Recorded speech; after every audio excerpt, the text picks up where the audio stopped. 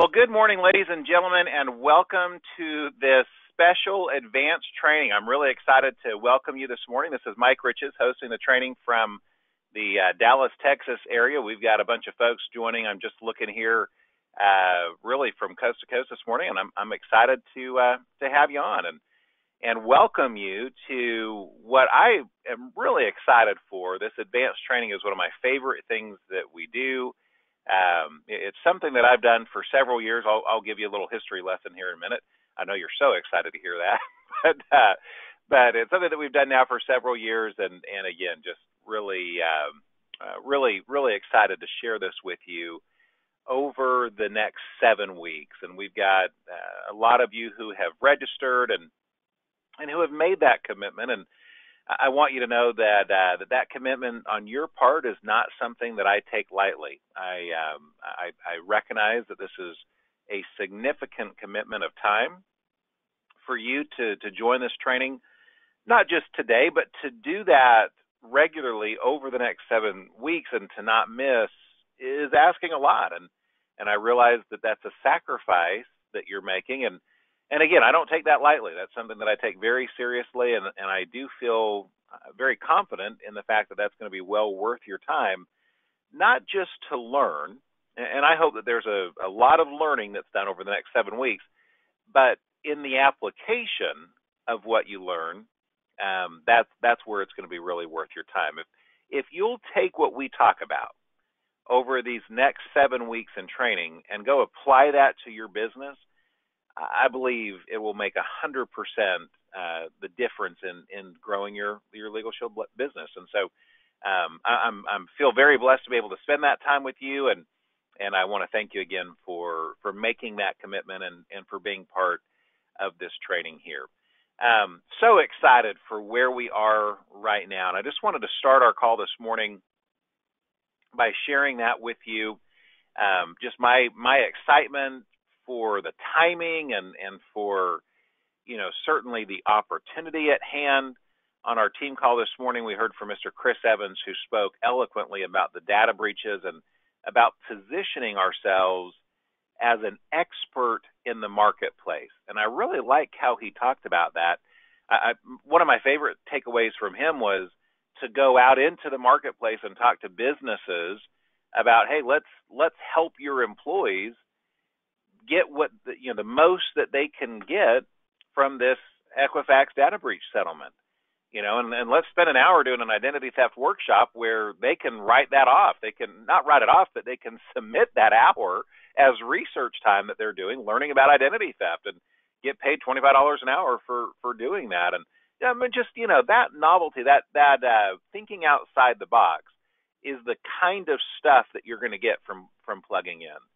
I hope that every time you join a conference call, I hope that every time that you listen to the Groove Scoop, I hope certainly over these next 7 weeks on this training that you're learning something and getting something new that maybe you wouldn't have thought of on your own. I mean, that's the goal, right? I mean, that's why we plug in. That's why we take our time and listen to things like trainings. Is we want to think outside the box a little bit. We want to pick up something that we wouldn't have otherwise picked up. Well, again, I mentioned this earlier, but the application of that is so crucial as well, because my job as a leader is to get everyone listening in to do something that they wouldn't otherwise do. That's what leadership is all about.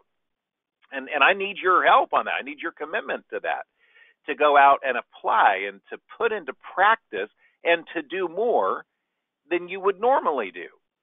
That's the goal of this. We're going to spend 2 hours together this morning.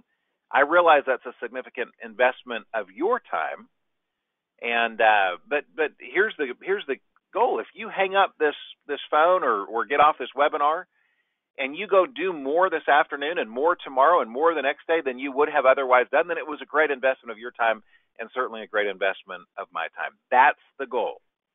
And certainly our topic this morning is something that will take some putting into practice. It's something that I hope you don't just listen to, but I hope you really go out and apply. That's how you're going to take full advantage of it. So I mentioned I'm not going to bore you with a big long history lesson, but let me just talk a little bit about this training and kind of what where it's come over the years. What should you expect from this training, and what should you do in order to take full advantage of this training are two questions that I want to start with. This is a training that I've been doing in some way, shape, or form now for probably close to 10 years. It used to be that I would start with, just a very small group, maybe 10 people or so. In fact, we started this training live here in Dallas. I had 4 or maybe 5 associates that attended, and we would just get together and basically practice their presentations. That's what we would do.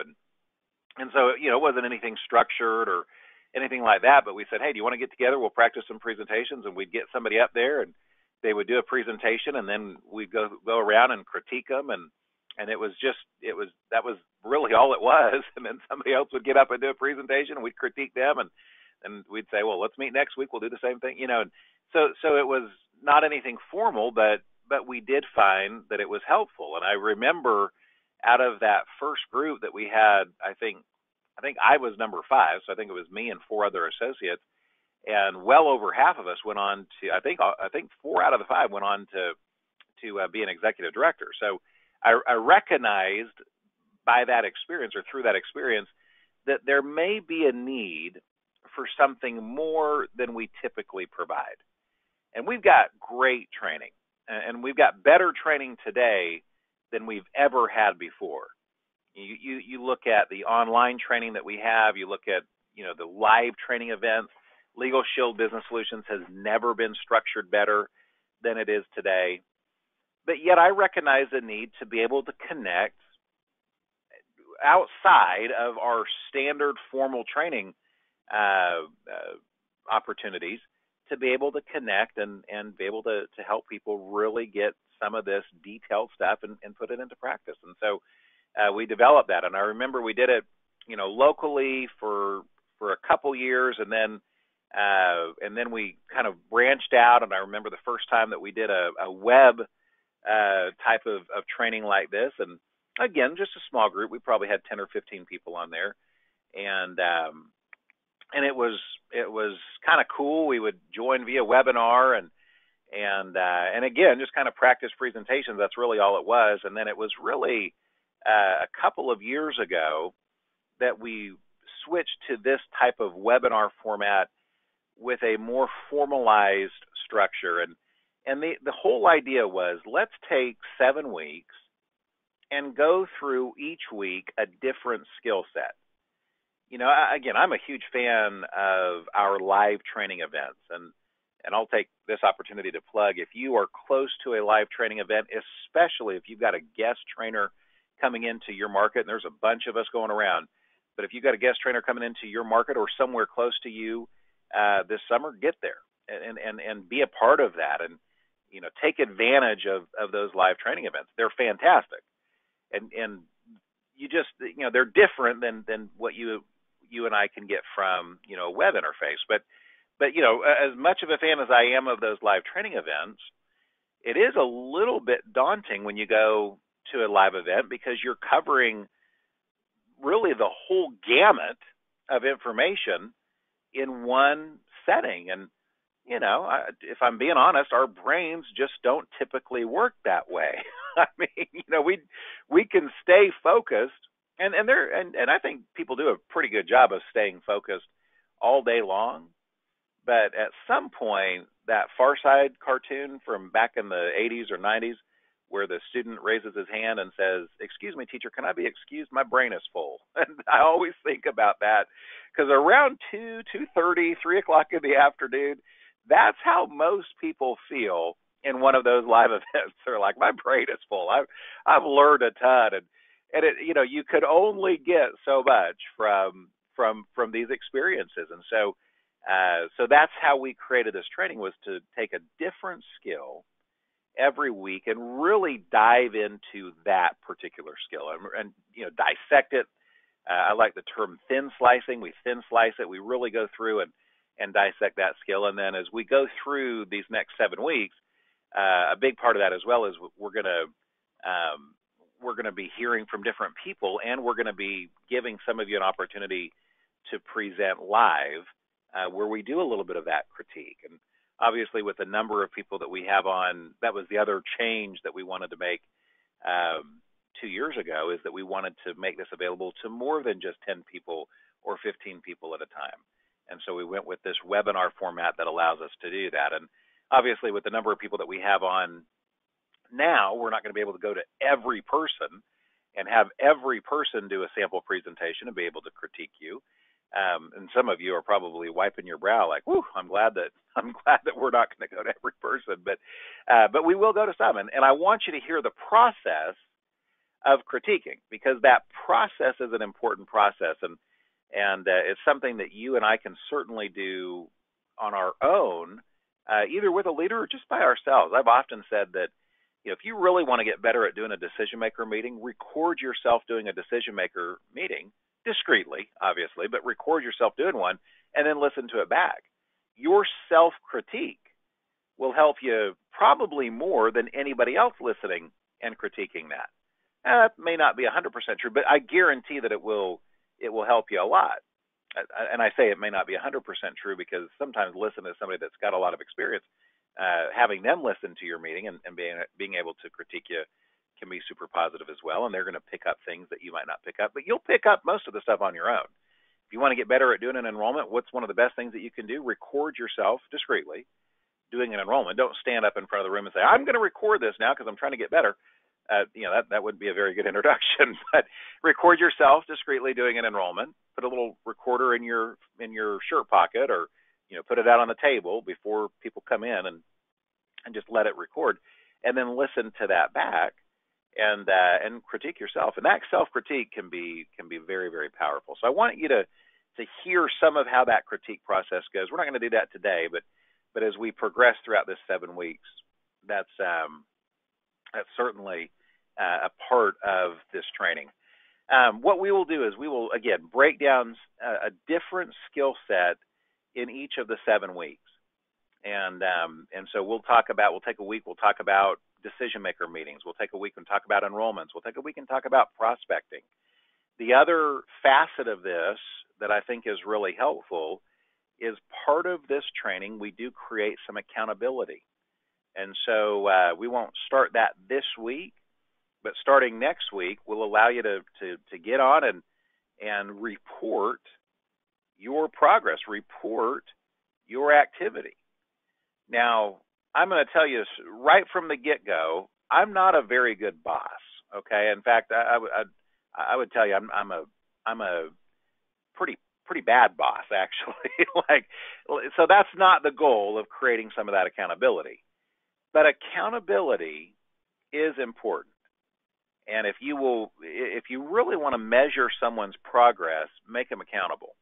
And if you want to measure, and I can put that in the first person, if we want to measure our own progress, make ourselves accountable. If we can find a way to make ourselves accountable, we tend to progress much more quickly, and that progression seems to stick much more as well. In other words, we get better and then we stay better, and because of that accountability. So part of this training and this opportunity to spend time together is not just learning, but it's creating that accountability. And we'll have a website that you can go to and report your progress, report your activity. And then one really neat part of that is after we do that for 2 or 3 weeks, if you do it for 1 week, it's not enough data to really be able to make too much of a judgment. But after 2 or 3 weeks of collecting that data, then we can go back and dissect it and really analyze it, and we can start to see trends. And those trends are what really can help you identify what needs to happen for real improvement. For example, if you report your prospecting, and you report, how many calls you made, or how many companies you went out and visited in person, and how many decision makers you actually spoke to, and how many appointments you were able to set. I can't really take it after a week because it's just not enough of a sample size. But after 2 or 3 weeks, I can look at that data and I can tell you exactly what you're doing right and exactly what you need to improve in your prospecting. It's really pretty powerful. Data can be very powerful, but again, we typically just don't even have the opportunity to do something like that. This training will give us that opportunity. And so what should you be ready to do? Well, number one, participate. And I don't want to mince words here. What I am asking and what I am expecting is if you are participating in this training, I expect you to make this a top priority every week. Now, we are going to record these, but I'm not going to make them available just for people that didn't get on. Okay, I'm going to record them because sometimes it's good to go back and hear something a second or third time. But I am not looking for people to skip the live training and then be able to just kind of pick up the recording. Now, if you've got a company in 3 weeks that says, hey, we've got a meeting with our employees, a staff meeting with our employees, and that meeting is on, Monday at 10:30 Central Time, and it's an enrollment with, 30 people. Okay, I can see where you would prioritize that. But I would expect you to take out your schedule for the next 7 weeks and block off this 2-hour period. Now, we won't go a full 2 hours every week. Sometimes it'll be 90 minutes or that might vary a little bit, but I expect you to block off that 2 hours every week. And when you're prospecting, try not to set an appointment. If it's the only time that the decision maker can do it, that's fine. But I would expect you not to offer that time up. And I would expect you to guard that time very, very, very carefully. That's the commitment that I'm looking for. And again, I don't want to mince my words on that. I expect you to be fully committed to making this a top priority in your life. If you've got a doctor's appointment coming up in 3 weeks, schedule it a different day. Call them today and say, I'm sorry, I've got a conflict and I can't make that doctor's appointment. Now, if it's a life-threatening thing, obviously, well, if it's life-threatening, I don't know that it would be 3 weeks away. So anyway, I mean, be wise about it. But yeah, I would expect you to make other arrangements and move your schedule around so that you can make this a top priority. And I mean that. That is my expectation for you. I'm pouring a lot of my time and energy and effort into presenting this, and I certainly expect the same commitment and same respect, really, from your end as well. If somebody calls me and says, "Hey, can you help me move next Monday?" I'm going to tell them, "No, I can't. Not during that 2 hours. I can do that after that 2 hours." And I would expect you to do the same. And again, I also expect that accountability as we introduce that element next week. Be ready to be accountable. And frankly, if I could just, I'm trying to think of a tactful way to say this, but maybe sugarcoating it is not the right thing. So let me just say what I mean, and that is say what I want to say, and that is you need to be ready to get better. You need to be ready to improve. Be coachable, be teachable, be humble, be malleable. No one is going to benefit from you approaching any training opportunity saying, I already know how to do this. I just haven't been doing it as much as I know how to. No, you listen. If you really knew how to do this, if the knowledge were 100% there, and it was just a matter of putting it into activity, you would have already put it into activity, okay? And so you're not just lazy. There is a lack of knowledge. There is a lack of skill if you're not seeing the results that you want to see. And you've got to be teachable and coachable and humble enough to admit that going in. I like what Darnell Self said on the group scoop this morning. He said nobody wants to stay the same. Nobody wants their second half of 2019 to look exactly the same as their first half. Even if you had a great first half, we all want to get better. Well, the number one thing that can stop us from improving is our own pride. And so I'm asking you very bluntly to get out of your own way and to be humble enough to admit that, no, you've got more to learn in this thing. You've got more. And I'm saying that whether you've got 3 weeks in this business, 3 days in this business, or 3 years or 3 decades in this business, I'm asking you to be humble and coachable and teachable. And my commitment to you is that I'll remain the same way. I'm not going to act like I know everything that there is to know about this business. We're all learning. We're all growing on a daily basis. At least I hope so. But it does no good to have someone come to you and offer you advice just to have you come back and say, yeah, I already knew that, or I already have been doing that, or, that kind of pride will be the number one thing that will stand in your way of growth and progression and improvement in this business. So I'm asking you, and I hope that you can tell from my language, I'm not trying to sugarcoat this, get out of your way. And by the same token, and sometimes it's not just lack of knowledge, sometimes it's I don't know how to phrase it, but maybe fear of success would be a great way to say it. I'm asking you to get out of your own way in the sense that you need to give yourself permission to succeed at this.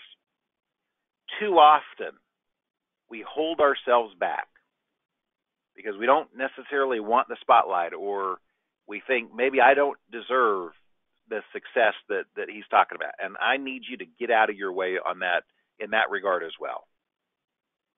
To give yourself permission to succeed. You do deserve success in this business. Again, I don't care how long you've been doing it. If you're brand new or if you're seasoned, I don't care.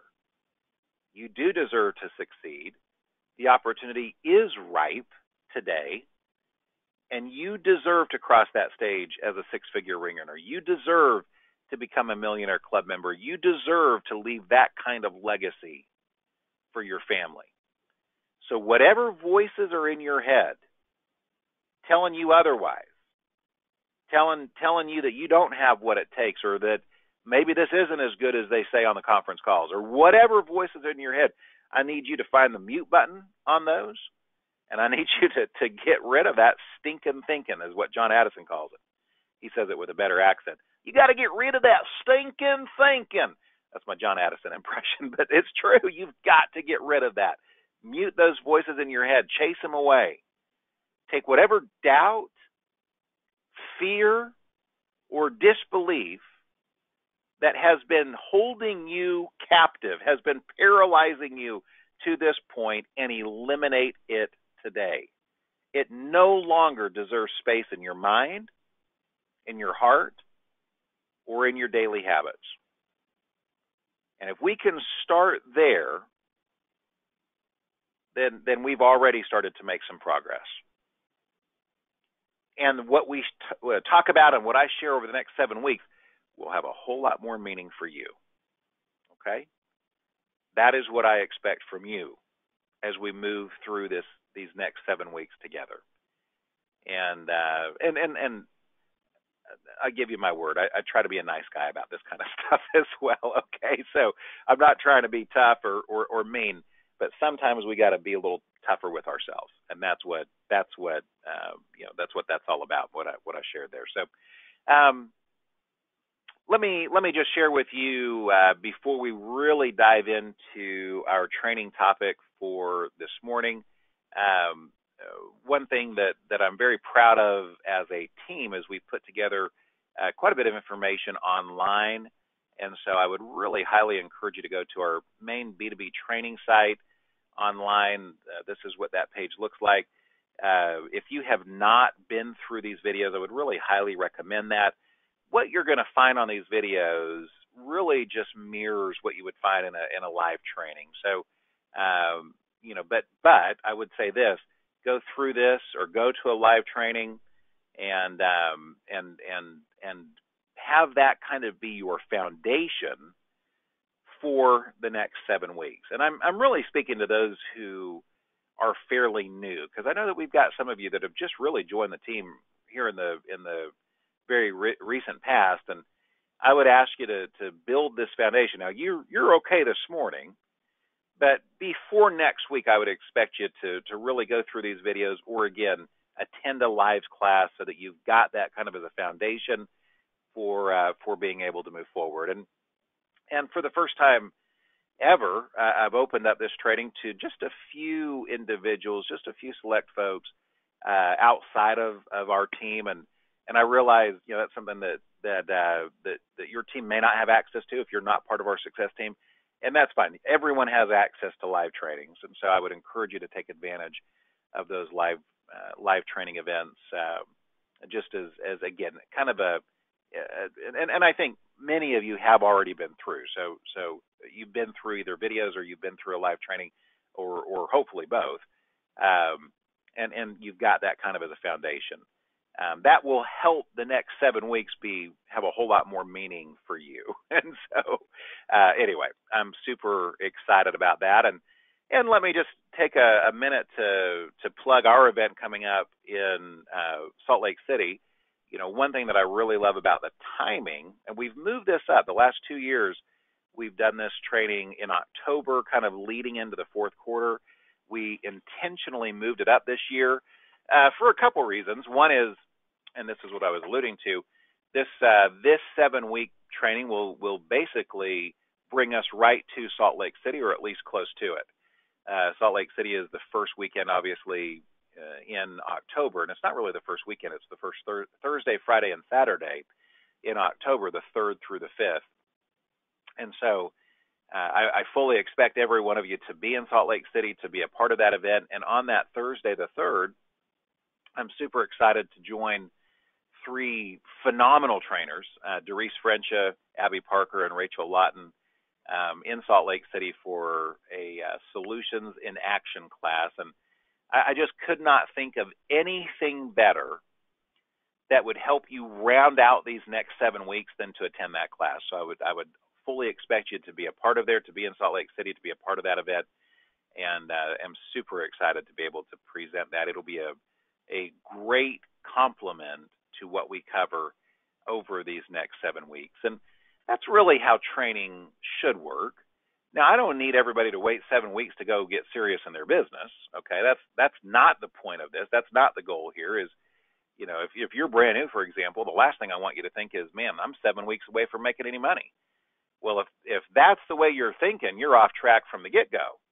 I would expect you to go out and make money and open several groups while you go through these 7 weeks of training. But again, to be able to slow it down and really take kind of one skill set at a time is a great way to present this information and to learn this information, and frankly is kind of a microcosm of our training experience in this business, or at least what it should be. Not everything is going to come at once. It did not for me, and it won't for you. Now, you can listen to a call or listen to a training and get a lot of great information, but your learning experience is a process, not an event.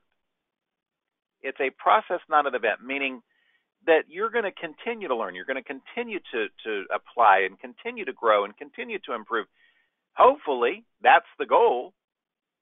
And I didn't learn everything at once. I mean, I learned how to talk to a decision maker. I learned how to do an enrollment. I learned how to get better at those types of things. Now, I still made money. In fact, I was qualifying for executive director from my first full month in the business, even though I didn't know a whole lot. I mean, you don't have to be perfect to go out and make money. In fact, you can make a 6-figure income and still look back one day and say, wow, I'm amazed that I was making a 6-figure income at how much I didn't know. That's how I feel. I made it my second year. I earned that $100,000 ring. Now, I probably felt like I knew what I was doing, but I look back and think, wow, I was pretty unpolished. To earn a 6-figure income, I was pretty unpolished. And that's the great thing about our business. You don't have to be good at everything to make money at what we do. Now, I hope you're wanting to get better, but the reality is you don't have to be perfect. You can make a lot of money while you're improving. And that's how this process of improvement and process of training really works. I'm not just talking about the next 7 weeks. I'm talking about your next 7 years as an associate. And if you have the mindset that you've got to wait to make money, that is by far the wrong mindset. I'm grateful I didn't have that 7 years ago, or 17 years ago rather, when I got started, because I was flat broke. I was just fresh out of college with a bunch of debt. I was a newlywed and madly in love with my wife. not as madly in love as I am today, but madly in love with my brand new bride, and we were just excited and eager to start life together. We had a tiny little apartment in Shreveport, Louisiana, and we thought we were on top of the world because we didn't have roommates anymore like we had in college. And I was excited that she was my only roommate. I didn't care how run down our apartment was, or the fact that we didn't really have any furniture, that we borrowed a nightstand. Not, we didn't borrow, but we received a nightstand from her grandmother's estate. Her grandmother had recently passed away, and so that was really the only furniture that we had. As we were able to get a bed, a TV, and a nightstand that we used as our dinner table. We didn't need a nightstand; we needed a dinner table. So we used that nightstand as a dinner table, and we had 2 storage tubs that we used for chairs. You know, like those little rubber storage tubs that you put up in your attic. That's what we used as chairs. And I realized real quick, if you sit on those, they have to be full. Otherwise, you fall in. So, we filled them up with stuff, and it doubled as our storage and our kitchen chairs. When that's where I was at when we first got started. I didn't have a computer. I did have a phone, but I didn't have a computer, so I would go to the library and check my emails. That's how I did that, and it was probably a positive thing, because if I had a computer in my home, I might have been tempted to take too much time on the computer and not get on the phone and set appointments. And that's what I really needed to be doing. My brother is the one that recruited me, and I'm very grateful for my brother. I usually will give him kind of a hard time, but I am very grateful for his leadership, and he helped me get started. But he was out of state. He came and field trained me. I had probably been in the business for 3 or 4 months by the time he came and actually spent a day and field trained me. So I was like some of you in that I felt, even though I had support, I felt like I needed to go out and do it on my own. I didn't have somebody there. I was living in Shreveport, Louisiana. There weren't a whole lot of people there. I didn't have somebody that could go out and do those first few presentations with me. I had to go out and figure it out, and so I did. And again, luckily wasn't tempted to sit on my computer all day long and check emails, because I didn't have a computer. I'd go to the library, check my emails, go home, and make calls. And I remember it wasn't too long before I bought a computer, but I remember I got a little compact computer, and I put it in. Our apartment had 2 rooms. We didn't need 2 bedrooms, but we had our bedroom, and then I put that in that second bedroom, and it was on the floor, so that was a good incentive not to spend a whole lot of time, because it hurt my back to hunch over and type on that computer. I'm just being real with you. That's where I was at 17 years ago, and I remember when her grandfather, my wife's grandfather, let us have a little desk. It wasn't really even a desk; it was like a vanity, but we used it for my computer. I remember being able to sit on a chair upright and be able to type. Like, that was huge. I was like, oh man, this feels so much better. It's amazing the things that you can be grateful for. I was certainly grateful for that, and I wasn't complaining that we didn't have a kitchen table either. I was just grateful we had food to eat. So, but that's where I was at, and I needed growth, and I needed money, and so I didn't have time to sit around and wait to get better. I didn't have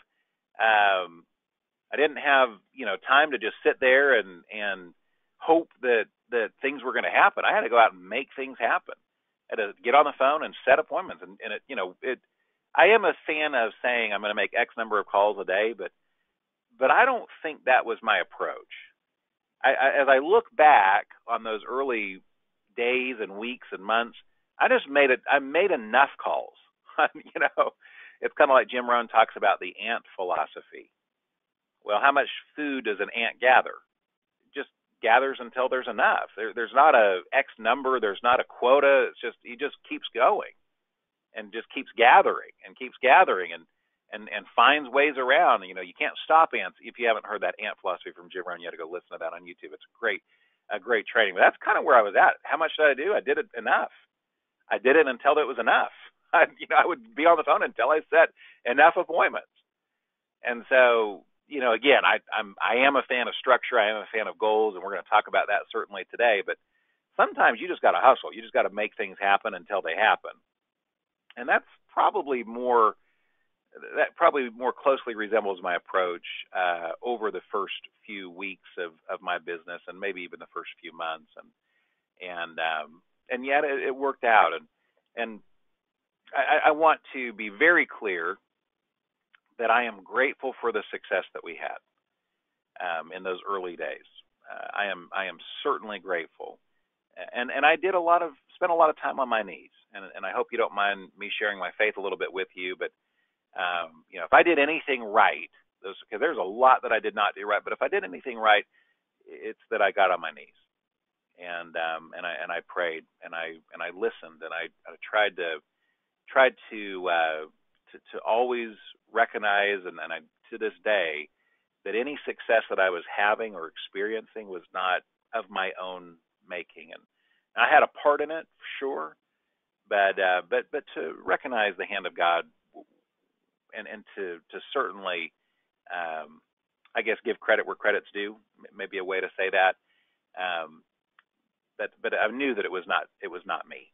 I knew that that success was coming from above, and that was something that I wasn't just getting on my knees to ask for more. I was getting on my knees in gratitude all the time, and I still to this day do the same thing. I recognize that LegalShield has been a phenomenal opportunity for us, an opportunity to make millions of dollars, plural. I mean, that is phenomenal to me, in my mind, and better than I would have guessed that it was going to be. But more than that, and more than the money, and more than the success, and all that kind of stuff, and even more than the recognition and all the great things that we have, is the ability to spend time with my family, and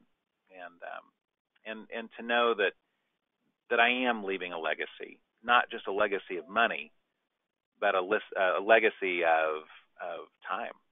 That I can take time and go volunteer at my kids' schools, and I mean, just those are the things that I am most passionate about.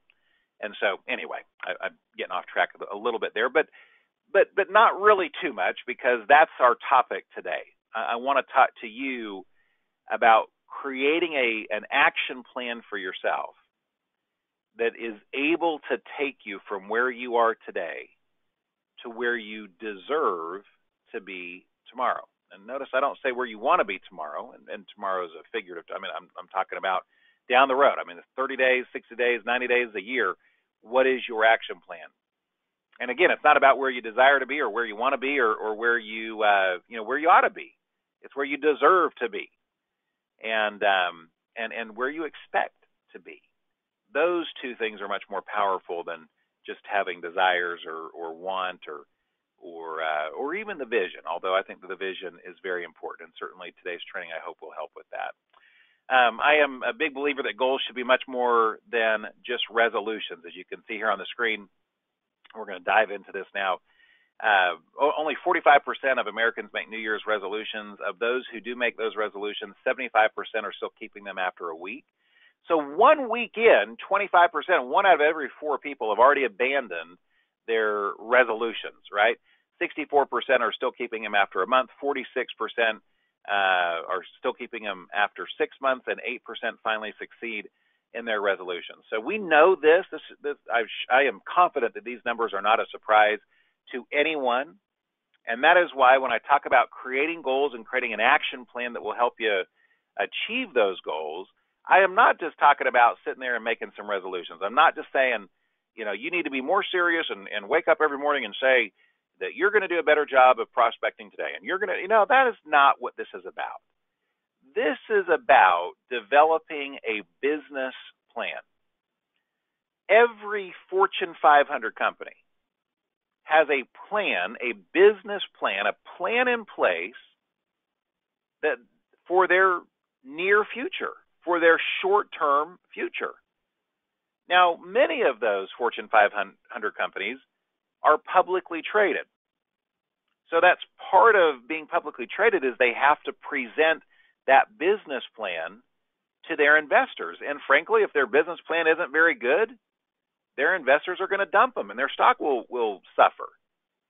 And so they have to spend a lot of time and a lot of energy and a lot of effort creating a business plan that is both reasonable but also leaves room for growth. It shows that they're going to grow.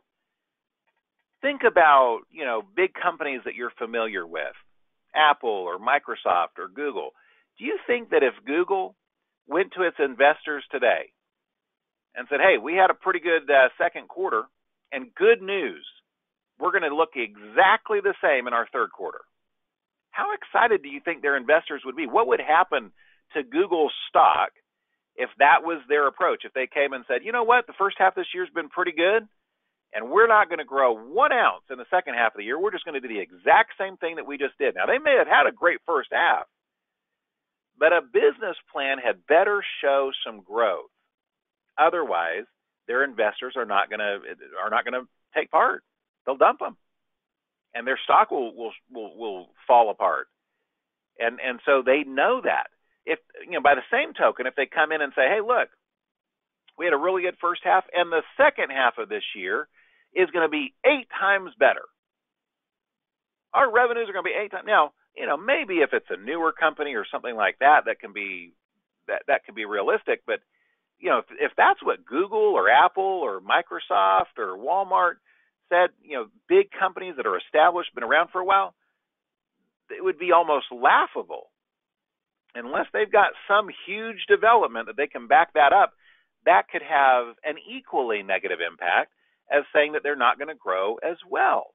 So a business plan has to be not just written down, but it has to be crafted. It has to be thought out. If you're writing a business plan for your business, you better put some effort and some energy into creating an aggressive but yet realistic plan for your growth.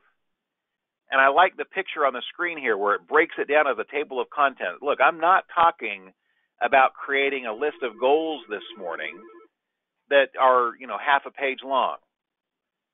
It was funny. I went back and found, one of my early goals. I don't remember, maybe my second or third year in the business, but it was goals like 2004, for example. That was the file that I found on my computer, and I pulled it up. It was 4 lines. It was just basically desires, like this is what I want in 2004 or whatever year it was. And you won't be surprised to hear that none of those things happened, because I'm talking about more than just desired outcomes here. I'm talking about having a plan, creating a real business plan. You've got to act like you're running a Fortune 500 company. If you want to make a fortune, and you want to do it in less than 500 days, you better act like you're running a Fortune 500 company here. And put time and effort into crafting your own business plan. Now, that's what we're going to talk about this morning. I want to give you some tips in order to be able to do that effectively. But you need to act like you are that Fortune 500 company. And obviously your business is not public. LegalShield is not even public anymore. It used to be, but now it's not. So your own business, of which you are the CEO, is not a public business, but you've got to pretend like it is sometimes. Because even though you're not public, you do have investors. You are very much your own investor. You're investing time, you're investing emotional capital, and frankly, you're investing money. I mean, I just told you need to be in Salt Lake City. Well, that's going to cost money. So you're investing in yourself. And not only that, but your family is very much an investor in your business as well. Again, they're supporting you, or maybe they're not, but they will be one day. They're standing by you. They're watching you spend this time. They're investing some of their emotional capital in watching you. And maybe even some of you are fortunate enough to have a spouse, for example, or a family member that's working alongside you. I mean, that's fantastic.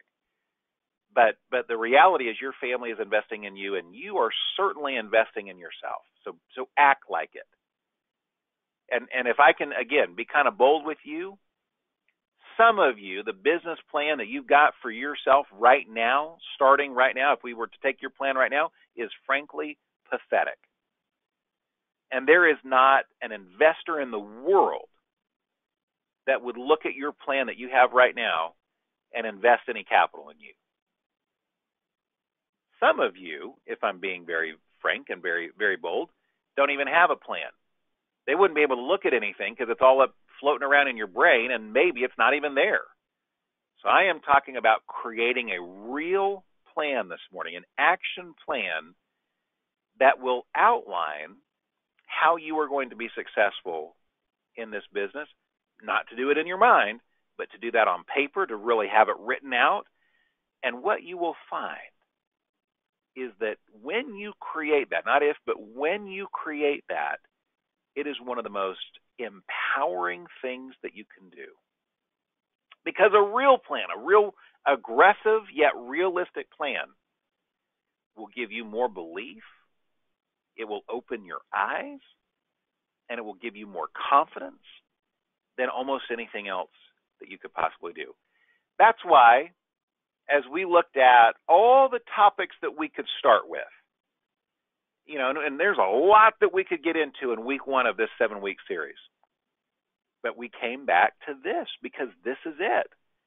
If you and I don't have the vision, if we don't really see ourselves becoming successful, who cares about prospecting? Who cares about doing a good decision maker meeting? Who cares about doing a great enrollment? Because without a vision, without a plan, you're not going to do very many enrollments. You're just not going to end up there very often. I want to teach you during this 7 weeks how to do a great enrollment. But I want you to learn how to do a great enrollment and then go out and be able to do a ton of them. And that starts with what we're talking about right here, right now, today. So let's dive into this. I've got 7 tips for you as it relates to creating an action plan and goal setting. The first tip is to know what you want. Chris Evans shared this a while back, and I really like that. Every year in the United States of America, there are millions of drill bits sold. Every year, there are millions of camera lenses that are sold in the United States. Every year, there are millions of light bulbs that are sold in the United States. And yet, not a single person, not a single American wants a drill bit or a camera lens or a light bulb.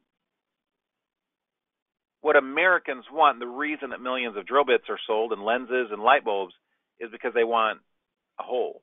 They want a project completed. That's why they buy the drill bits. They buy camera lenses not to have a camera lens, but they want memories. They buy light bulbs not to have a closet full of bulbs, but they want light. They want clarity. And they want ease and convenience. They want to be able to walk into a pantry and hit a switch and be able to see everything.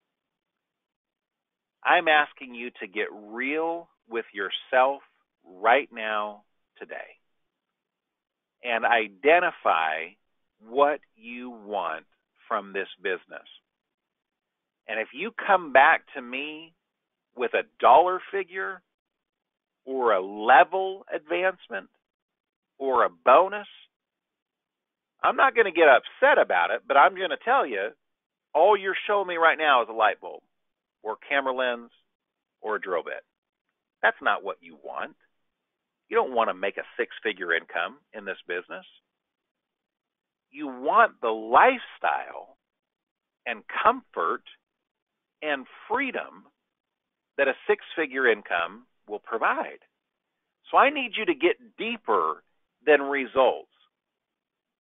Now, results are going to be part of your plan, don't get me wrong, but you got to start with the end in mind. That's what Stephen R. Covey says. You got to begin with the end in mind. You got to start by thinking, okay, what is this all about?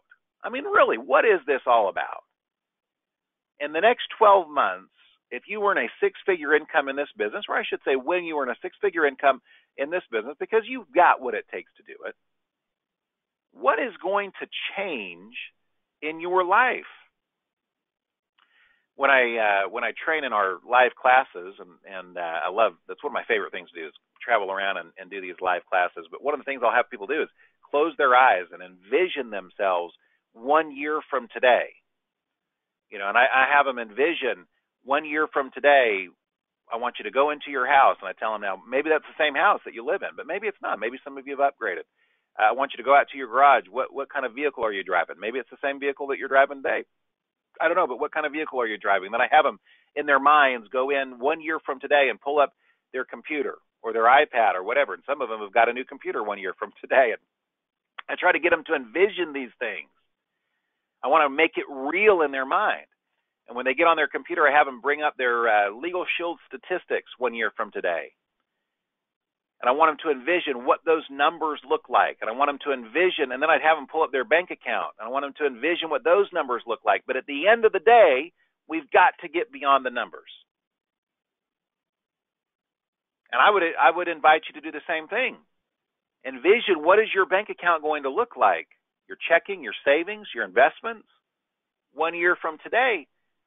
But get deeper than the numbers. I mean, what would be a fantastic number in your checking account? Okay, lock on to that 1 year from today, but lock on to that vision, but then ask yourself, what would change in my life if that was the number? See, in that training, then I get into what are you able to do with that? What kind of things have you done in the last 12 months that you wouldn't normally be able to do? How have you given back to your community? What kind of activities have you done with your family? Have you been able to take care of your parents in a different way? Have you been able to tithe at your church more? What difference have you made? The lifestyle that you're looking for is what you're looking for. That's the key. What do you really want out of this business? If money were no longer a concern, what would be different in your life? If you have the time freedom, and again, I don't like that word if, when you have the time freedom, what changes are you making? Is all you're going to do with your time just sit around and watch TV? You've got passive income coming in from residuals. What do you do with that? You just watch more ball games? You just listen to more music? You spend more time on Facebook or Instagram or social media? You catch up on Twitter more often? I mean, what do you do with that time? Or do you use that time to make a difference? Again, that your plan starts with that. It can't end with that. You're not just going to earn a six-figure income and then sit there a year from now and say, well, I got my six-figure income, got some time freedom, now what am I going to do? You've got to start there. Begin with the end in mind. And that involves knowing what you want beyond the devices, right? It's not the camera lens, it's the memories. It's not the light bulb, it's the light. It's not the bank account number, it's the changes that you can make in your life when those numbers become real. It's not the counters or the residual income from LegalShield. It's the time freedom that comes with passive income. What do you do with that? What does that really look like for you? And that's where these plans can get powerful. I'm going to lay out kind of a structure for you this morning. The structure is good, but where it becomes powerful is when you own it. And it's interesting because I'm going to, spoiler alert, I'm going to ask you to create a plan, and then I'll invite you to send that plan to me at the end of our training today. I'm going to invite you at the end of our training to this week send your plan to me. And it's interesting. I'll be real transparent with you. Every year that we've done this, there are some that simply regurgitate the exact thing that I show them. Like all it is just a regurgitation of that. And that's fine because it's not a bad plan. The one I'm going to show you an action plan and kind of give you an example of what I'm talking about. And it's not a bad plan, but they're missing the real power, because the real power is when it becomes personal, when you own it, and when it's yours. That's when you really start to see the power from what we're talking about here this morning. So tip number one, know what you want. Let's move on here. Oh, I wanted to share this quote with you from Tony Robbins first. Hold on just 1 second. There we go.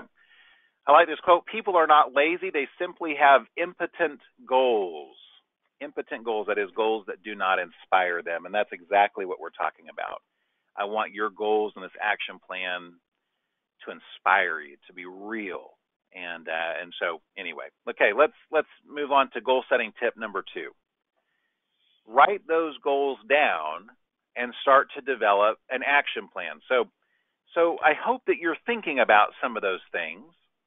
Again, I think that results ought to be part of that.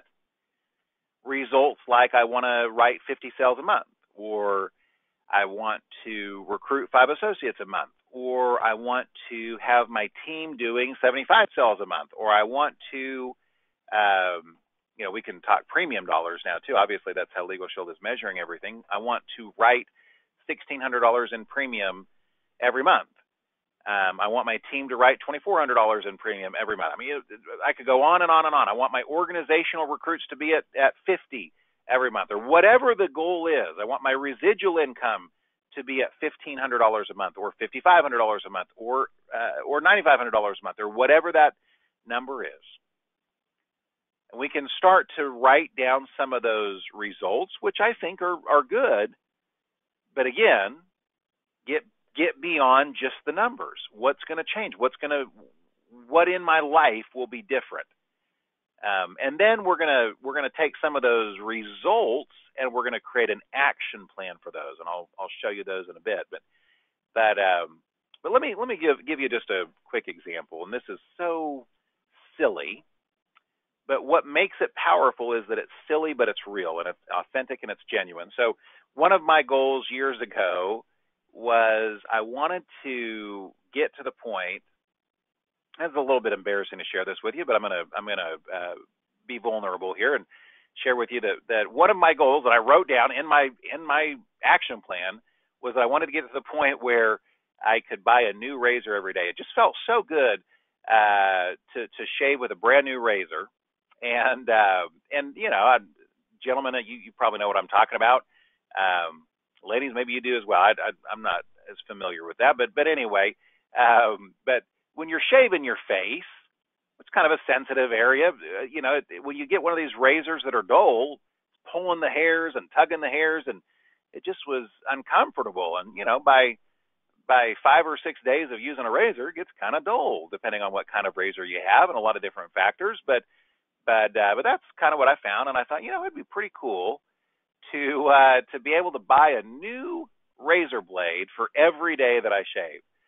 And I kind of did the math on that and figured out that would cost about $60 a month to with the razor that I was using to have a new blade every day. And I wrote that in my goals. I thought, you know what, I'm gonna write that down, and that was one of those little things that would inspire me. Now, I don't know that I ever sat there at the end of the day and said, my goal was 50 phone calls. I'm only at 45. Why should I do these last 5? Should I just call it a good day? And I don't know that I ever thought, you know what? If I make 5 more calls, I'm going to get that new razor every day. I mean, I don't know that it was that powerful for me, but it helped.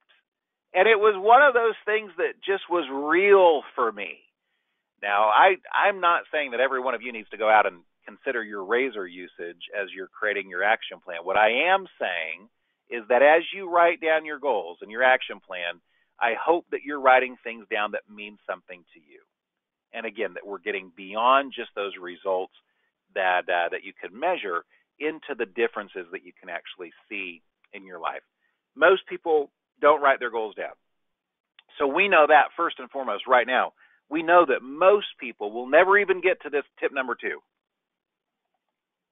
They'll have dreams and they'll have ideas and they'll have things that they want to accomplish, but most people will never write them down, let alone create an action plan to go along with them. So I want you to not be like most people. I want you to rise above that, and this week I want you to have a written plan, a written business plan that includes result-oriented goals, and then what your life looks like and what has changed in your life when those results are achieved. And a plan to achieve those goals. If I can get you there, now the great news is you have full ability to get there. You have a full choice, and there's no rejection in that. So if I can get you there, then I consider this 2-hour investment today a win. Now, I really do. If I can get you to where you've got a fully written out executable game plan, oh man, that's huge. An action plan with real goals of what you want to accomplish, and if it's not just writing them down. We're not done here. I told you I got 7 tips. This is just number 2. We're not done with that. But I will say this: if I can get you to have that this week written down, then it was worth us spending 2 hours together today. And some of you may have some of that, but I'm going to ask you to go back and look at what you've already written down and designed and crafted, and see if you can improve it a little bit based on what we're spending some time talking about today. So keep that in mind too. If you're sitting there nodding your head saying, "Yeah, I totally agree with him because I've already done it," well, can we improve it at all? I hope that you'll take it out and be willing to be coachable and humble enough to see if there's not some ways that we can improve that plan. Okay. Number 3, you've heard this probably before. Make sure that your goals are SMART, not in an Albert Einstein way of being smart, but SMART stands for specific, measurable, attainable, relevant, and timely. Let me line that up a little bit better so we can see that. SMART, SMART, specific, measurable, attainable, relevant, and time-bound. That's what we want our goals to be. And I've already kind of hit on this, but specific, again, I want you to have very specific goals, things that you want to accomplish in this business and in your life. And let me just say this: if all your action plan is about is just your business, I think you're missing out on some power there too. Some of the things that really inspired me had nothing to do with my business. Shaving, for example, it wasn't one of those things that was a huge inspiration, but it was something that was very specific, and it was not business related. And that's what I'm looking for from you as well. What kind of life changes can you make as part of your goals? Changes in your relationships. How can you be a better husband or wife or father or mother or sister or brother or son or daughter? How can you be a better neighbor in your community? What kind of things can you do? If you didn't have to worry about chasing that almighty dollar, is there some way that you could give back to your community? Well, be specific about that. I want to spend 8 hours a week being a CASA volunteer. I don't know what that looks like for you, but be specific about it. How much time are you going to do that? Again, goals do have to be measurable, and we'll talk about those result-based goals here as far as the number of sales that you write, or the amount of premium that you write, or the amount of recruits that you have, or certainly the amount of income that you have. One thing that I love about LegalShield's compensation plan is it's all measurable. You've got to do $1,400 in premium every month to hit executive director, period. That's what you need, is $1,400 in premium. It's not subjective. You don't go at the end of every month in front of a board and say, well, here's what I did this past month, and then all of a sudden the board says, yeah, you know what, I think you've done enough. You're going to be an executive director. Congratulations. If you've got $1,390 in premium and you worked your butt off, you're not an executive director. If you had $1,400 or $1,410 in premium because you wrote a big group the first week of the month and then you went on 3 weeks of vacation, guess what? You're an executive director. It is not subjective at all. It is a computer in Ada, Oklahoma, that tells you whether you're an executive director or not, period. That's what's great about it. There's no decision-making process in any of that. There's people that you look at, you're like, man, I'm sharper than them. But they're executive directors. I don't care if you're sharper than them. They made it. They got $1,400 in premium, and if you didn't, you are not an executive director. Those measurable goals are very, very important.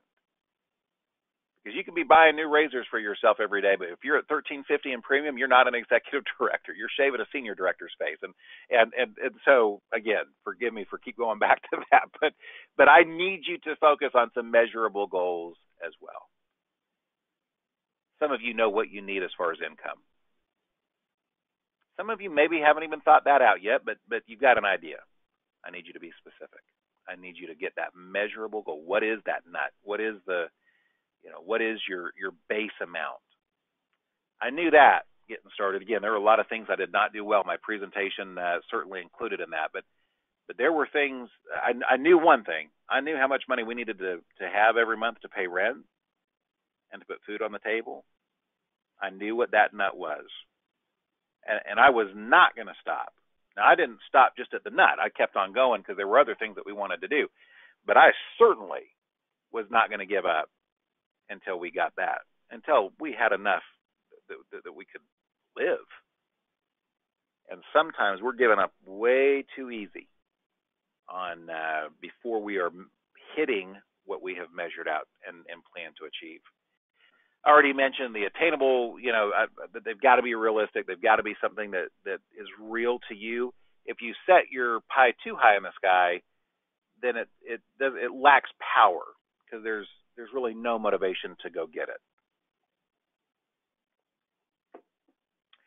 I like that goals have to be relevant. Again, what is relevant to you may not be relevant to other people. And that includes your family, by the way. But they've got to be relevant to you. Now, I think some of the things that you want to accomplish, people around you that love you and care about you and want you to succeed, those things are going to be relevant to them. But at the end of the day, it doesn't really matter to me if it's relative to anyone else. If it's relevant, if it's powerful for you, then that's what I'm going for. That's what I'm looking for as you're writing down these goals, as you're creating these action plans. And then certainly I hope that your goals are time-bound as well. And I hope that none of you come back to me with what you want your business to look like 12 months from now. Because all I'm going to do is I'm going to send that back to you and say, you ain't done. You got more to do here. Because I want you to stair-step this. Okay, great. I'm glad that you have an idea with what your business needs to look like 12 months from now. But what is it going to look like 30 days from now? What is it going to look like 60 days from now? How is that going to grow? You say 12 months from now, I want to be at $200,000 a year. Great. But what are you going to make in August? What are you going to make in September? Is it going to be 0, 0, 0, 0, and then all of a sudden, a six-figure income? Or is that going to grow? What does that look like? Again, the more realistic and the more specific those time-bound goals can be, the more powerful they're going to be for you. I need you to break that down in a progressive way. Progressive meaning, 30 days, 60 days, 90 days. What does that look like? Because that's the only way that you'll know if you're on track for the big picture. You know how they say that a rocket ship is off track on its way to the moon 90% of the time or 98% of the time? I don't know the exact number. But most of the time, a rocket ship is off track on the way to the moon. And a minute difference in being off track, and let me say that a little bit better. If they're off just a little bit, they don't end up on the moon. I mean, think about like throwing a needle across your backyard and trying to land it in a 1 centimeter spot. I mean, you can be off track a little bit, you ain't gonna get that. Or maybe here's a better analogy. Think about Steph Curry shooting a full court shot. In basketball, if he's off just 1 degree, that's not going in. Now, if it's a layup, you can be off more, but the farther away you are, the more exact and precise you've got to be. Okay, so again, the point there being, I don't need you just to think about the big picture. Think about those small pictures along the way as well. Because if you say, I need to be here by the end of August, and then we get to August 31st, and you're a little bit off of that, then we know that we need to make changes. We know that we need to progress and improve. If all you're doing is thinking about August of 2020, then when you get to September 2019, you're not going to really know if you're on track or not. The reason that a rocket ship lands on the moon, even though it's off track most of the time, is because they're making constant course corrections. Constant course corrections. And that's what lands them in the right place. Those constant course corrections are crucial in our business. Okay, now let's get into the fun part. Once you have an idea of where you want to be, 60 days from now, 90 days from now, 6 months from now, 1 year from now, and beyond, once you've got that clear picture, of what that's going to look like, of what your quote unquote destination is, then we can start to develop a plan to get there. And I'm going to show you kind of what I'm talking about here. This is one of my favorite things to talk about. The destination is crucial. And notice I've got a picture of the map here because that's really what it's like. If I say we're going to take a road trip from where we live here in Dallas to California, if I don't have a map, I mean, today we all got GPS. We just put it in our phones, and our phone tells us exactly where to go and where to turn. But you've got to, think back before you had that. You had to have a plan. Back in the day, we had road atlases. We had those Rand McNally, what is it, Rand McNally? Is that it?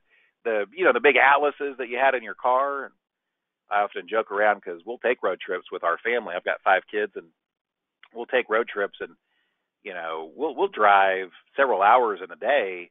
But my kids, man, they're on the internet. They all have devices. They're playing games and watching movies. And man, when I grew up, that Rand McNally Atlas, that was my entertainment. Man, that's all we had. I had a map, and I got to know maps pretty well because that's all we had. I couldn't read because it made me sick, so I had the map. That's all that, my kids have it pretty darn good today.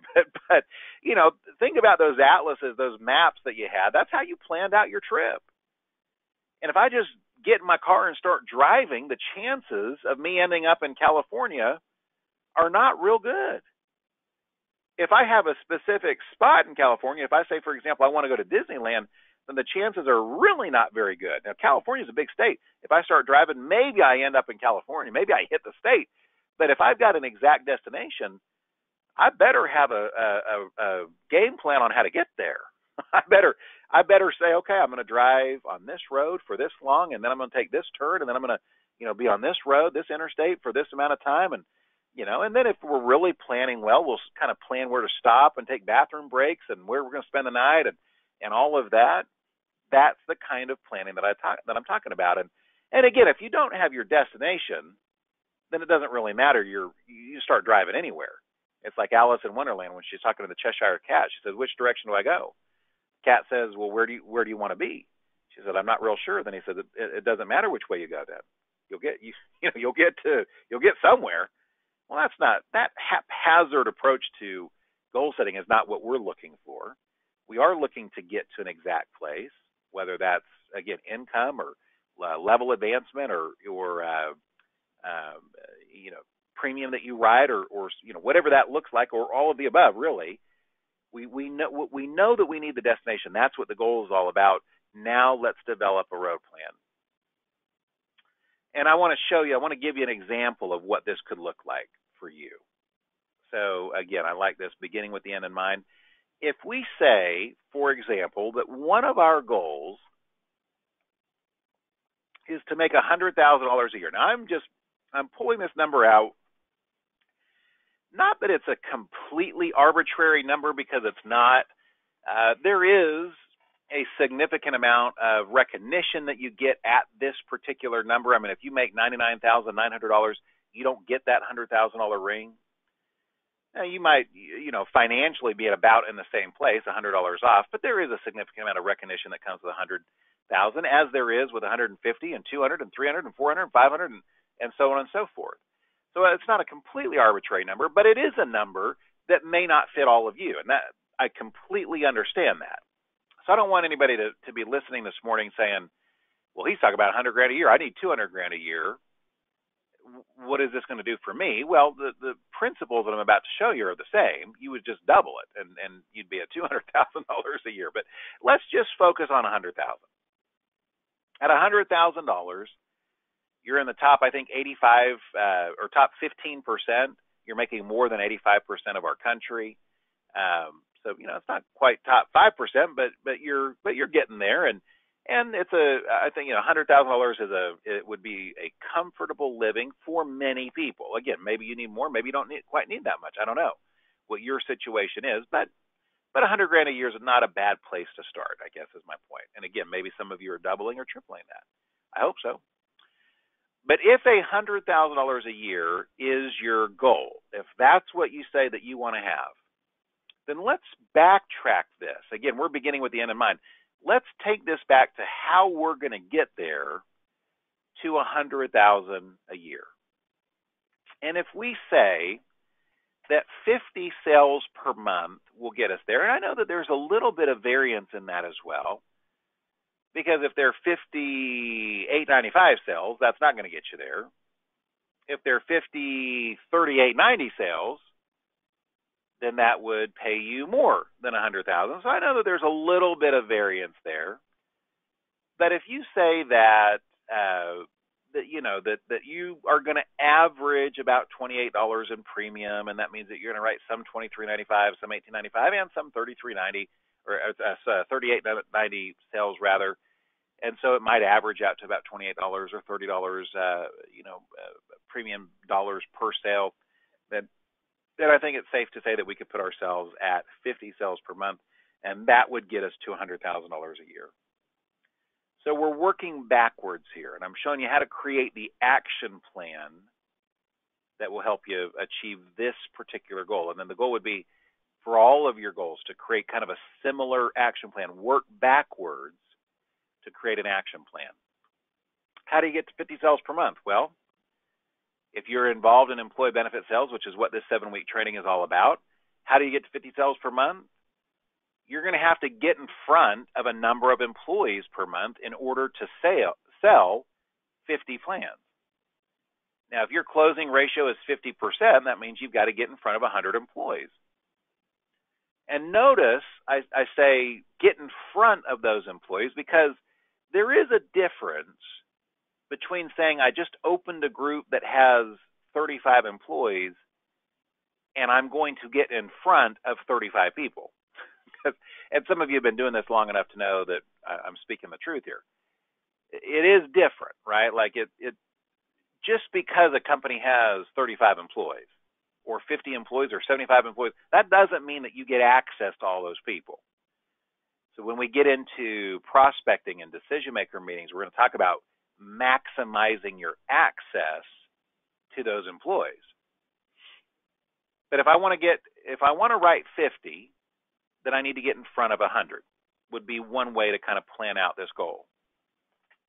If I want to get in front of 100 employees, I'm going to come up with a number here and say that I need to open 4 groups per month. Now, obviously, I'm assuming there that each of those groups would have an average of 25 employees. Now, if I've just got a database of people, decision makers, and the vast majority of those companies have 15 employees, I'm going to need to increase that number.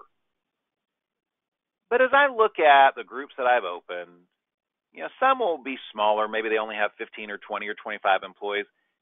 Some will be a little bit larger, where they'll have 40 or 50 employees. Some might have 100 or 150 employees. So if I'm figuring this out for me, then I would look at these numbers and say, if I can open 4 groups a month, I'm pretty confident that I could get in front of 100 people.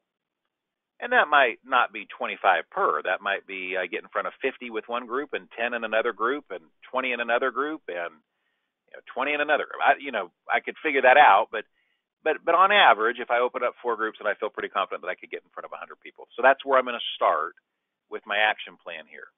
Okay? So are we done yet? Or are we there? Have we gotten this to the point where we're able to execute it? And the answer is not even close. Because the 4 groups a month is still, that's a result. It's not activity. And what I'm looking to do here is get from results, work our way back to activity, and specifically daily activity. Dave Savula used to teach you can take all your long-term goals and throw them out if you don't have a daily goal. I tend to agree with that. So one step back from this, if I want to open up 4 groups per month, then I'm going to have to get in front of some decision makers. And so I would take that back and say I need to get in front of 16 decision makers every month in order to open up 4 groups. And I'm assuming there that my closing ratio is about 1 out of 4 when I get in front of a decision maker. 25% of the time, I'm able to walk out of that meeting with an enrollment set. And so that's how I get in, if I want to open 4 groups, I'm going to have to get in front of 16 decision makers. Okay? Hope you're kind of seeing this as we take a step back and go through this process. Am I there yet? Am I at our daily goals? And the answer is no. No, I'm not quite there yet. So if I want to get in front of 16 decision makers, here's what I know I'm going to have to do. I'm going to have to make a bunch of calls. I'm going to have to get on the phone and make some calls. Now, maybe I'll go out in person and I'll prospect as well. Maybe I'll go walk my community. And so I'm going to show you phone calls here, assuming that I'm cold calling. Not that I'm against calling your warm market. In fact, I'm absolutely for calling your warm market. But I'm just going to show you some numbers on cold calling. I'm also not against cold calling, by the way. I've made a lot of money doing both. So I'm a fan of this. But if I'm cold calling, and I figure that for every 50 calls, I'm going to make one appointment, then I just do the math on that. 16 times 50 comes out to 800 calls. And I know I'm going to need to make 800 calls per month in order to set those 16 decision maker meetings per month. Well, here's the good news, is I've backtracked enough to get to activity. Because activity is something that I can control. Activity is something that I can do. I have full control over being able to pick up my phone and dial a number. Now, again, I'm working with some ratios here, so I am going to need to refine my skills to the point that I'm getting results, but the activity is something that I can control. So I've worked back from a desired result, the $100,000 in income, and I've backtracked this, or I've traced this back to activity, which is I need to make 800 calls per month. But remember, Dave Sevilla said not just monthly goals, but he said you take all your long-term goals and throw them out if you don't have a daily goal. And that's so I'm not quite there yet. But if I say that I'm going to call 20 days a month, take my weekends off because businesses aren't open anyway, and so if I'm going to take 800 divided by 20 days, then I can backtrack that to a daily goal of 40 calls per day. And boom, there you have it, an action plan, a roadmap, if you will, on how to get from here to Disneyland in California, on how to get from here to earning a six-figure income. Now, again, maybe I break that down because my first month I'm not going to quite be at $8,000 because sometimes those enrollments are going to be scheduled 3 or 4 weeks out. And so maybe I break that down to what August looks like and then September looks like. And then by October, I feel like I'm at least $8,200 a month or $8,400 a month in income, which would put me at that six-figure income. I could break that down month by month and get a little bit more specific, which would not be a bad idea. But this is not a bad game plan for earning a six-figure income in employee benefit sales. Now, this is what I'm showing you here. Every year, I've asked people to send me their game plans, and some people just regurgitate these numbers right here, and they have very little power in regurgitation. They haven't made it personal for them. They haven't included any of their personal goals. But this is what I'm talking about. And it's not that it's a bad plan. Again, if you've got all the other stuff in place, if you know what $100,000 a year is going to do for you financially and time freedom and spending time with your family and giving back to your community and helping your church and all of those things that have meaning to you, buy new razors for your face, whatever that is, if you know what $100,000 a year is going to change in your life or allow you to, what kind of life it's going to allow you to live, then all of a sudden this action plan becomes very powerful. Because now you know exactly what needs to be done every day in order to get there. Now, I mentioned we are dealing with some ratios here. Ratios like every 50 calls, I'm going to set an appointment, and every 4 decision makers I meet with, I'm going to set an enrollment, and I'm going to have a closing rate in my enrollments of 50%. Now, maybe your numbers are not those numbers. Some of you might have better numbers, and frankly, if you're calling warm market groups, numbers are going to be blown away anyway, right? So there are different factors that could change these just innately. But sometimes your skill level is different too. Some of you might be really good and you find that, you know what, I'm really good on the phone prospecting, and every 30 cold calls I make, I can set an appointment. Well, you would need to change that first ratio. Some of you might get in front of decision makers and find that, you know what, you can close actually about 1 out of 7, not 1 out of 4. Well, you're going to have to change those numbers. You've got to have enough activity that you can work these ratios in order to make your game plan work. I hope that makes sense. For example, if you get in front of 100 employees, but you find that your closing ratio is only 40%, then you're going to have to change that 100 employees. If you're only closing 40% and you want to write 50 sales per month, then you're going to have to get in front of 125 employees. That's just some quick math that I did there. But 125 employees would get you 50 sales per month if your closing ratio was only 40%. And that's so you need to have the plan. I would get the plan first and foremost. That's why we're starting with it week 1. But don't be afraid to modify that plan, to tweak that plan based on the results that you're actually seeing, good or bad, up or down. Don't be afraid to modify that plan. Maybe you find that as you start making calls, you do get 1 out of 50. And as you start doing decision maker meetings, you do close about 1 out of 4. But you know what? You're not writing 50%, you're writing 70%. Well, sounds great. So adjust those numbers. And maybe you don't adjust any of the front end activity, but maybe what you do is you say, you know what, I'm closing 70%, so my income is actually going to be closer to $135,000 if I can keep this up. Adjust the numbers. Or again, maybe you have to adjust them the other way, that you're not quite closing 1 out of 4 decision makers, you're closing 1 out of 8.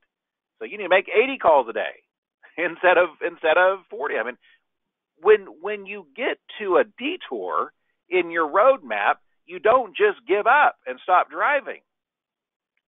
When you get to, I said a detour, when you get to a roadblock and you find that a certain road is closed, you don't give up and stop driving. You don't turn around and go home. You find a detour. You find another road. You tweak your game plan.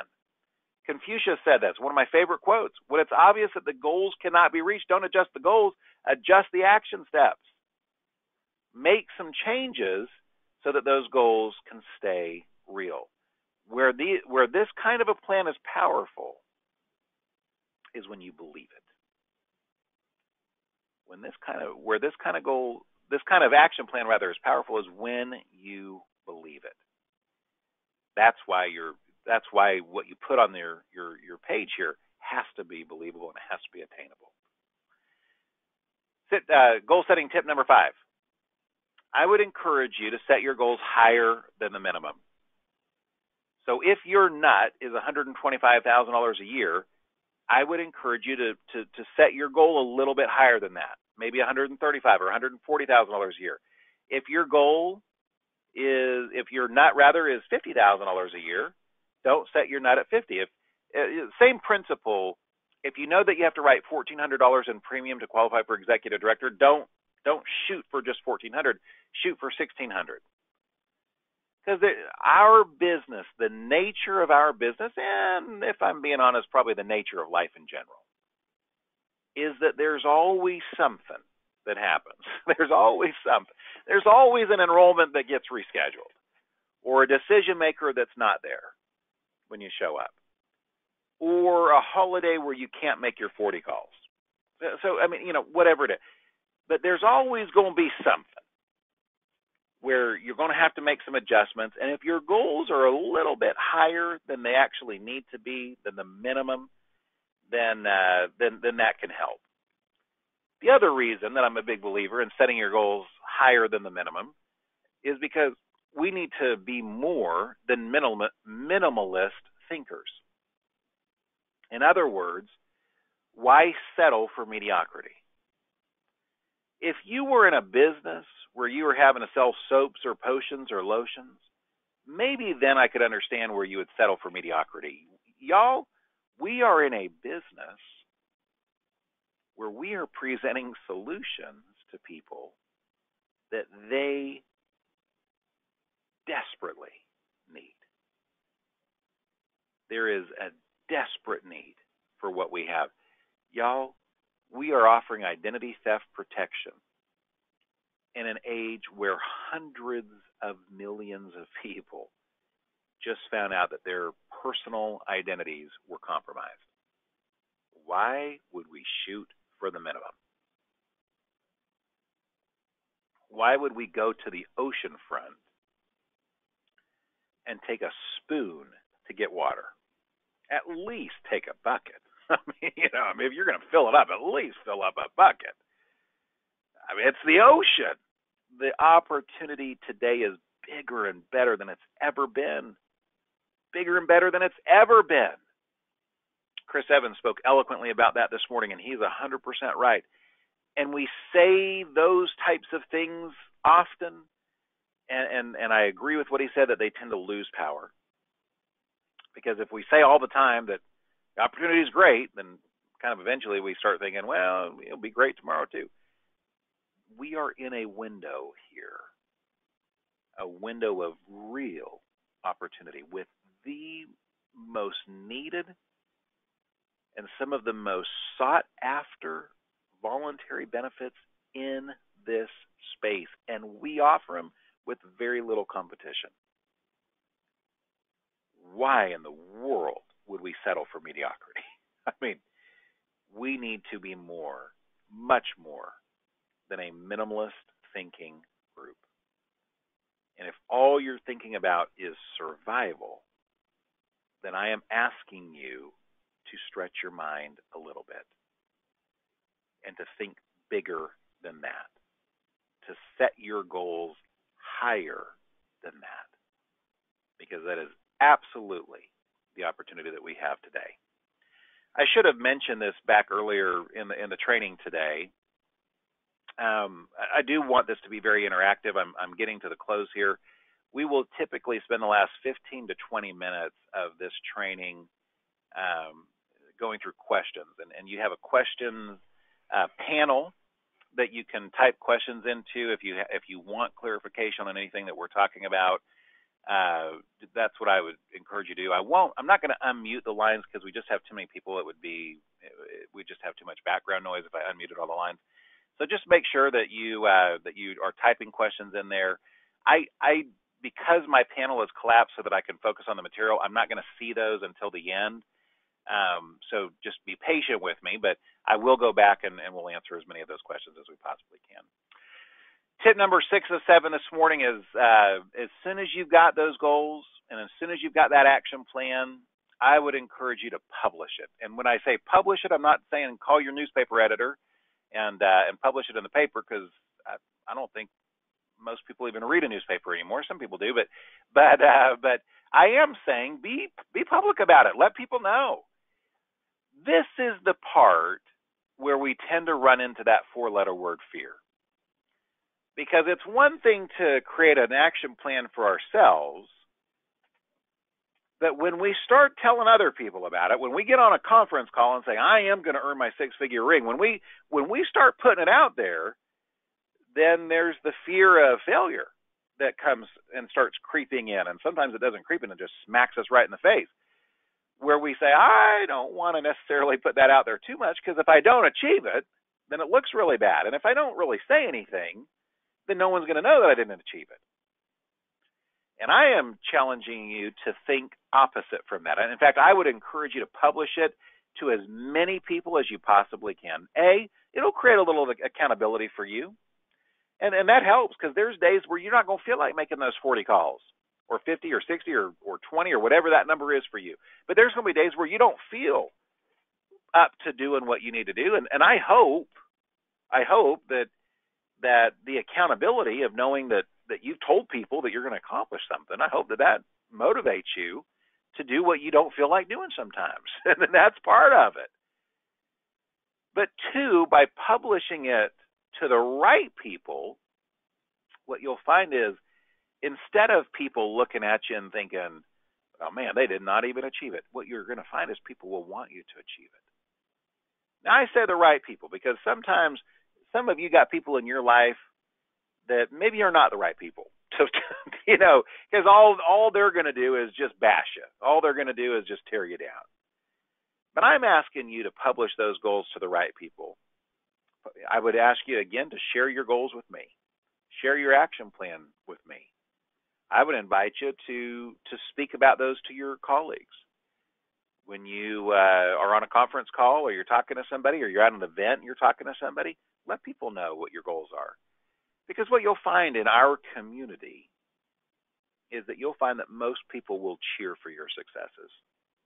And most people will be there for you and support you. This is also where having a workout partner can be so powerful. A good workout partner, and they don't have to be local, where you're with them every day. I've got people who have workout partners halfway across the country. But a good workout partner will hold you accountable, but will also celebrate your successes too. And they'll let you know, hey, they're proud of you, and they're cheering for you, and you'll cheer back for them. And there'll be somebody that won't tear you down, but will build you up. And on those days where you feel like you can't, they'll tell you that you can. I'm really impressed the story of kind of the founding of LegalShield and the beginning of LegalShield. I'm really impressed with Rick Haney. He's one of those gentlemen that was in the early days of LegalShield, and Rick Haney was one of the top salespeople in those early days of LegalShield. I think there were only 3 salespeople, but he was one of the top salespeople. But and he definitely knew how to sell this plan back when it frankly didn't work very well. And there'll be, I guess Rick is no longer with us. Neither is Wilburn or Harlan or some of those early pioneers, Ken Moore. But when they were with us, they would say regularly, talk about how the service didn't work real well, and yet they were selling it back then. He said, I remember Wilburn Smith talking about, man, it'd be easy to sell today. It actually works, But Rick Haney was one of these salespeople, and I'm sure he did a good job selling it. But what made Rick Haney special was that he was a man of vision and belief. And he was the guy that even when Harlan Stonecipher, the founder of the company, would get down, and I don't want to criticize Harlan. I'm sure it was difficult in those days. Harlan would go out, try to sell stock for $1 a share. And he would be, not chased out of offices, but he'd be laughed out of some offices and rejected and dejected and told no time and time again. He's just trying to keep the company afloat.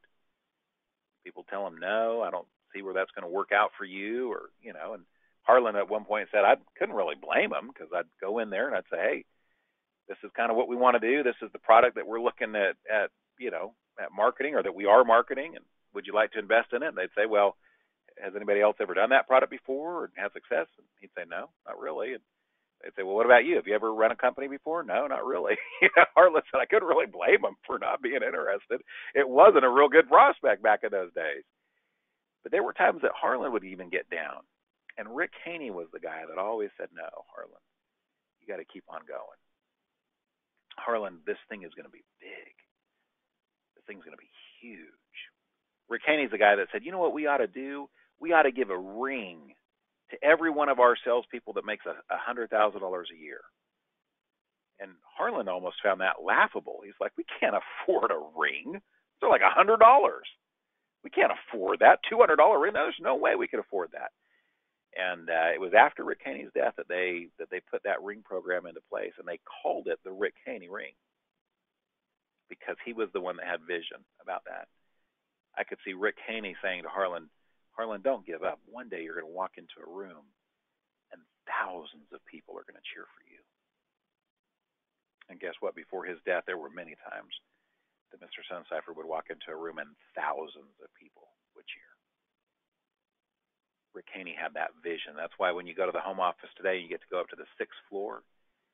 You can turn left and go to the Rick Haney VIP suite. His name lives on today. He's one of the busts, one of the statues in the foyer area, Rick Haney, because he was a dreamer and he was a visionary person, and he believed in Harlan when Harlan didn't even believe in himself. And that's what a good workout partner is going to do for you. Believe in you when you don't believe in yourself. And you know what? Even if you don't have a workout partner like that, because sometimes it takes a while to find somebody, and not all of you are going to have that right off the bat. I want you to know that there are people, myself included, and maybe not even include myself, you can put that at the top of the list, that believe in you. even on those days where you don't believe in yourself. I believe in you. And so I would encourage you to publish your goals. I like this quote from Paul J. Meyer. He said, crystallize your goals, make a plan for achieving them, and set yourself a deadline. All those things that we've talked about today. Then with supreme confidence, determination, and disregard for obstacles and other people's criticisms, carry out your plan. From Paul J. Meyer, a self-made billionaire with a B. And my final tip, obviously getting the plan is one thing. Creating getting the goals, having the ideas, knowing what you want, writing all of that out in a roadmap, having it all set out in a plan. And my plan, just kind of give you an idea, my 2019 goal plan and action plan is, I think, 4 pages long. So get some detail in there. That's not a bad thing. Be specific. But obviously none of that's going to do any good if you're not willing to put it into action. I love that saying, there were 3 birds on a wire. That's what you see on the screen there. 3 birds on a wire. And one decided to fly away, so how many were left? And the answer is all 3. Because the one decided to fly away doesn't mean they flew away. He just decided to fly away. See, it's one thing to say you're going to do it, but are you going to do it? My daughter wrote this note out a few weeks ago, and I loved it. I placed it right on I didn't place it. My wife placed it on our fridge, and I love it. This is my 9-year-old daughter wrote down, and I think she had seen this somewhere and wrote it down, but she wrote it down, and it meant a lot to me. She said, even if you're on the right track, you'll get run over if you just sit there. At the end of the day, even if you got the right game plan, the right action plan, it's not going to help you one bit unless you're willing to put that into action. It's not lights, camera, think about it. It's not lights, camera, plan for it. It's lights, camera, action. Take action, get into work mode. My brother used to say that. No one's going to break into your house and steal one of these memberships. You're going to have to get out there. You're going to have to talk to people if you want to sell some of these plans. Well, that is what this is all about. Okay. I'm going to share with you, I'm going to skip over questions here for a second and just talk about the assignment. This is my email. I think you all have it, but I just want to make sure, mike@mikeriches.com. Here's your assignment for this week. And every week we're going to have assignments that you take away from this training. Here's your assignment for this week. I would love to see your goals. I'd love to see your plan. I'd love to see what you're able to put together. I'd love to see how personal you can make that, how real you can make that, how genuine and authentic you can make that for you personally, not for anybody else. Your plan ought to be something that you can share with others, but nobody ought to be able to just copy and paste your plan, because it wouldn't make sense for them. If it's personal enough for you, then it ought to be something that nobody else could copy or paste, because they would have to come up with their own personal things. They might, again, you can kind of use what I gave you today as a skeleton, but I'm interested to see what you fill in to that as far as executing your own plan. So what I'm going to do is I'm going to go to our questions here, and I'm sorry that I'm just now pulling these up, but we'll just go through these questions. One question was, is there something wrong with the audio? I can't hear you. I hope that all of you can hear me. The fact that most of you have stayed on, everyone has stayed on throughout the thing, hopefully you could hear what I was saying today, but if we did have an audio problem, then I do apologize for that. But again, hopefully you guys can hear me. Oh, I just lost our questions here. Okay. I'm sorry here. I'm just popping this out. Someone asked, will this class count as a class that we would get the new group bonus for? And the answer is no. This is not a certification. You'll need to actually get into a certification class. If you're brand new and you want to get that $250 bonus, you would need to get into a certification. This will not count as this. This is, again, designed to be supplementary or even complementary to a certification class that you do. Let's see here. I'm going to scroll down. Thank you for the kind words that people are sharing. That's very kind, and I appreciate the feedback. Okay. I don't see it. I see some other just comments that people have made, and I appreciate that. I think that's fantastic. again, I would invite you to email me your plans and email me any feedback that you have. But if there are no other questions that I can answer, you know what? Oh, let me just take a quick second and and I just got a text from Adam Thompson that the audio is clear. Thank you very much for clarifying that because I was a little bit nervous. Saralta Dick asked about can we re-listen to this webinar, and the answer is yes. I will be emailing that out playback for the webinar, and my goal is to email that out to those of you who are on this webinar. Again, I want to really encourage you to be on here live every week, and I hope that you're making that a priority. I mentioned this on our team call this morning, but let me just say again, recap the promotions for that are in effect right now for opening groups.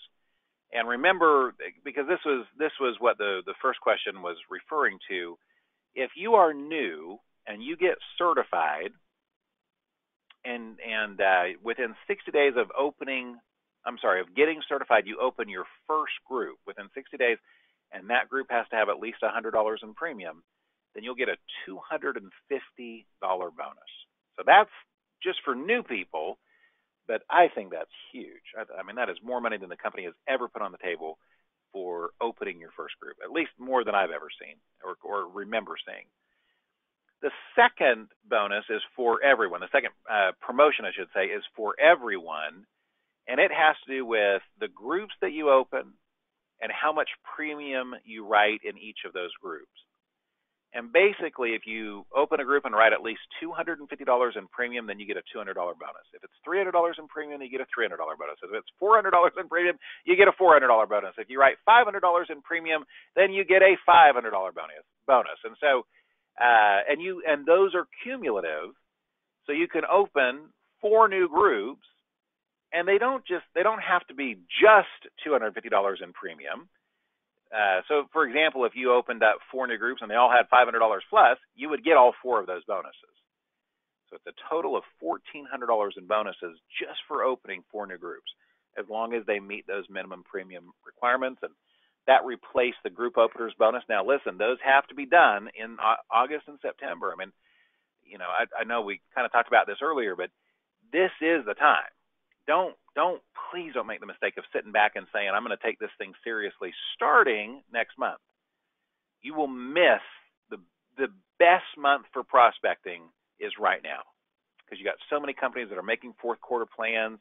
They're talking about open enrollment, and you just have to get the card signed before September 30th and get it in by September 30th. So that it's into the LegalShield corporate office by October 1st. Even if it's a group that you're going to do an open enrollment for in November, that's fine. The business has to be written by the end of the year. But the card has to be in, the authorization form has to be in, signed by the end of September in order to qualify for these bonuses. And again, right now is just such a great time for doing that anyway. So again, oh, you know what? Another question came in on scripts. We've got some really good presentation scripts in our back office under group or B2B downloads is the link that you can look for. If you can't find it there, feel free to just email me and I can send you those scripts as well. I'd be happy to do that. Guys, thank you again for I know that this is a commitment of time every week, and I hope that it is helpful for you. Today, you know, we really got into, this is stuff that is very, very important. I know it's not the how-tos or the nuts and bolts, really, but it's very, very important, and I can't think of a stronger word than encourage, because it's not, I can't require it because you're independent, but I highly, highly, highly encourage you to get your plans in place, get your goals and your action plan in place, and email that to me before next Monday's training. I would love to feature some of those on next Monday's training as well. And then, of course, you know, these next few weeks, we're going to get into a lot more of the how-tos and the nuts and bolts, which I'm excited for as well. Thank you to each of you for being leaders in your business and for taking time and dedicating it to your own future and your own growth. I just want you to know that you've got a big fan right here in Mike Riches that is cheering for you, that is excited for you, as many of our leaders are, because I know that we feel the same way. I know that Adam Thompson, who did an incredible job on our team call this morning, he feels the same way. I know that Mark Riches and Jim Tanner and many other leaders feel that exact same way. Though your sponsor feels that same way. I feel so good about our sponsors, recruiters being better than we've ever had on that front before.